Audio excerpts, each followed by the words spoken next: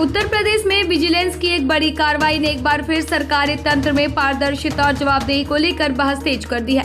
आगरा में तैनात रहे पूर्व ARTO ललित कुमार के ठिकानों पर विजिलेंस की छापेमारी में जांच एजेंसी के अनुसार करीब 13 किलोग्राम सोना, 9 किलोग्राम चांदी, करीब 1,62,00,000 रुपए नगद, कई जिलों में संपत्तियों के दस्तावेज, निवेश संबंधी रिकॉर्ड और वाहन बरामद हुए। शुरुआती आकलन में चल और अचल संपत्तियों का मूल्य करीब 35 करोड़ रुपए बताया गया। हालांकि जांच अभी जारी है और अंतिम निष्कर्ष न्यायिक प्रक्रिया पूरी होने के बाद सामने आएगा। विजिलेंस के अनुसार आय से अधिक संपत्ति के मामले में न्यायालय से तलाशी वारंट मिलने के बाद 7 से 8 जुलाई को यह कार्रवाई की गई। छापेमारी के दौरान नकदी अलग अलग स्थानों से बरामद होने का दावा किया गया। इसके अलावा सोना, चांदी, हीरे के आभूषण, बैंक निवेश, म्यूचुअल फंड, फिक्स डिपॉजिट और कई शहरों में संपत्तियों के दस्तावेज भी जांच के दायरे में आए हैं।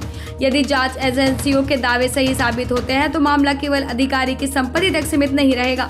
यह भी सवाल उठेगा कि इतनी बड़ी संपत्ति वर्षों तक कैसे इकट्ठा हुई और निगरानी व्यवस्था इसे पहले क्यों नहीं पकड़ सकी।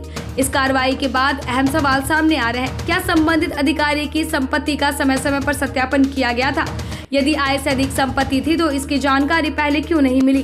क्या इस मामले में किसी अन्य व्यक्ति या नेटवर्क की भी भूमिका है? अब इन सवालों का जवाब जांच पूरी होने के बाद ही स्पष्ट हो पाएगा। परिवहन विभाग समय समय पर भ्रष्टाचार के आरोपों को लेकर चर्चा में रहा है। फिटनेस परमिट, टैक्स ओवरलोडिंग और लाइसेंस से जुड़े मामलों में पहले भी विभिन्न राज्यों में कार्रवाई होती रही। हालांकि किसी एक मामले के आधार पर पूरे विभाग या सभी कर्मचारियों पर सवाल उठाना उचित नहीं होगा। विभाग में बड़ी संख्या में ईमानदारी से काम करने वाले अधिकारी और कर्मचारी भी हैं। अब यह भी समझना जरूरी है कि छापेमारी में बरामदगी होना अपने आप में किसी व्यक्ति के दोषी होने का प्रमाण नहीं होता।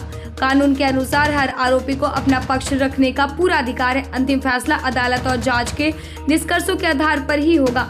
फिलहाल विजिलेंस की जांच जारी है। यदि आगे और दस्तावेज, वित्तीय लेन देन या अन्य लोगों की भूमिका सामने आती है तो इस मामले में तस्वीर बदल सकती है। वहीं यदि संबंधित अधिकारी अपना पक्ष रखते हैं तो जांच में अलग तथ्य सामने आते हैं तो उन्हें भी समान महत्व दिया जाएगा। फिलहाल पूरे मामले पर सभी की नजर जांच की अगली कार्रवाई और न्यायिक प्रक्रिया पर टिकी हुई है।